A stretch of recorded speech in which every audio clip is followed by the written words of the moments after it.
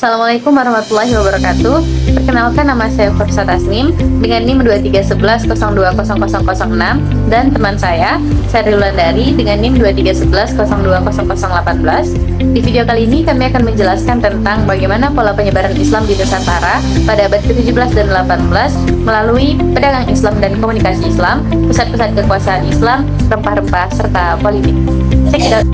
Perdagangan Islam dan komunikasi Islam abad ke-17 dan 18. Perdagangan Islam menjadi jalur utama penyebaran Islam di Nusantara sejak abad ke-7 hingga 13 Masehi melalui pedagang dari Timur Tengah, Persia, dan India. Puncaknya terjadi pada abad ke-17 dan 18 ketika kerajaan-kerajaan Islam seperti Aceh, Banten, Demak, Makassar, dan Ternate menjadi pusat perdagangan strategis. Pedagang Muslim menyebarkan ajaran Islam sambil berdagang melalui pelabuhan-pelabuhan utama seperti Aceh, Banten, dan Makassar.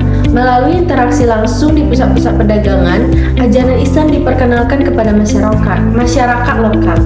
Pedagang Muslim menjalin hubungan erat dengan saudagar dari Gujarat, Timur Tengah, dan Asia Tenggara sehingga memperkuat solidaritas ekonomi dan keagamaan.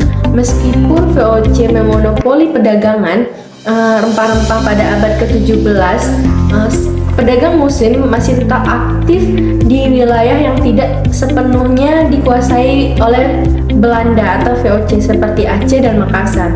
Mereka mempertahankan pengaruh Islamnya melalui perdagangan lokal dan regional meskipun menghadapi tekanan dari kolonial.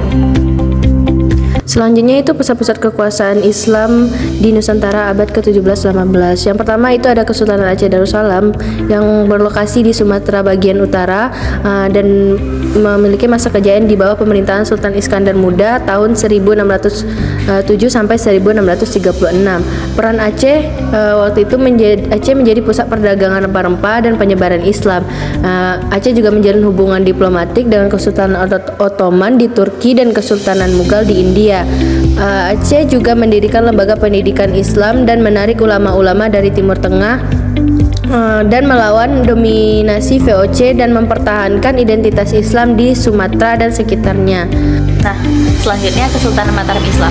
Pada masa Kesultanan Mataram Islam, penyebaran Islam di Jawa itu diperkuat melalui ekspansi politik dan militer, terutama di bawah pemerintahan Sultan Agung. Sultan Agung mengintegrasikan ajaran Islam ke dalam struktur pemerintahan. Beliau juga mengganti kalender Saka yang berbasis Hindu-Buddha ke kalender Hijriah.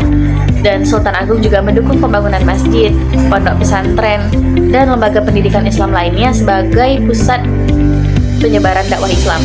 Nah, ulama juga diberi peran penting bukan hanya sebagai penyampai dakwah tetapi juga sebagai mediator budaya karena harus mengintegrasikan ajaran Islam dan tradisi lokal sehingga Islam itu mudah diterima oleh masyarakat, apalagi yang di daerah pedalaman yang belum sepenuhnya terislamisasi. Selanjutnya juga ada Kesultanan Goa dan Talo. Nah, penerimaan Islam oleh Raja Goa dan Talo diawali dengan kedatangan 3 orang mubalik dari kota Tangkas Minangkabau atas perintah Kesultanan Aceh untuk mendakwakan ajaran Islam di Sulawesi Selatan, dikenal dengan sebutan Datuk Talun. Nah, orang pertama yang menerima ajaran Islam adalah Mangkubumi Kerajaan Goa yang menjabat sebagai Raja Talo bernama I Malingkang Daeng Manyunri yang kemudian diberi nama Islam Sultan Abdullah Awalul Islam. Pada saat yang sama, Raja Goa ke-14 bernama I Mangarangi Daeng Mantrabia yang kemudian diberi nama Sultan Alauddin. Nah, peristiwa masuk Islamnya Raja Goa ini merupakan tonggak sejarah dimulainya penyebaran Islam di Sulawesi Selatan. Karena setelah itu terjadi konversi ke dalam agama Islam secara besar-besaran, ditandai dengan dikeluarkannya dekrit Sultan Alauddin pada tanggal 9 November 1607 agar menjadikan agama Islam sebagai agama kerajaan dan agama masyarakat. Jadi Islam di Sulawesi Selatan itu diterima secara damai karena dilakukan atas prakarsa raja dan kemampuan adaptasi yang diperlihatkan oleh para penyiar Islam. Dan masih banyak lagi kerajaan-kerajaan di Nusantara yang menerima ajaran Islam sebagai bagian dari identitas mereka. Dan proses Islamisasi di kerajaan-kerajaan ini melibatkan berbagai hal seperti pengaruh para sultan, perdagangan, dakwah ulama, dan kemampuan adaptasi terhadap tradisi lokal sehingga ajaran Islam mudah diterima. Kemudian bagaimana penyebaran Islam melalui rempah-rempah, politik, dan bagaimana kondisi Islam di Nusantara pada abad ke-17 dan 18. Nah, pada masa ini di Indonesia, terutama Maluku, khususnya Kepulauan Banda, itu dikenal sebagai pusat penghasil rempah-rempah.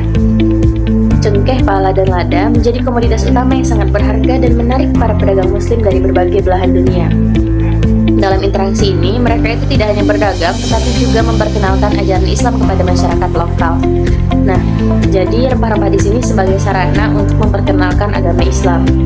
Sedangkan secara politik, penyebaran Islam itu diperkuat oleh dukungan kerajaan-kerajaan Islam seperti contohnya ada Aceh, Mataram, Banten. Nah, para sultan memanfaatkan Islam sebagai simbol legitimasi kekuasaan dan alat pemersatu rakyat. Dalam perkembangannya, Islam di Nusantara mengintegrasikan antara ajaran agama dengan tradisi lokal. Pendekatan tarekat dan tasawuf yang menonjol pada masa itu memudahkan Islam diterima secara damai, sehingga menjadikannya bukan hanya sebagai agama, tetapi juga sebagai identitas sosial, budaya, dan politik Nusantara.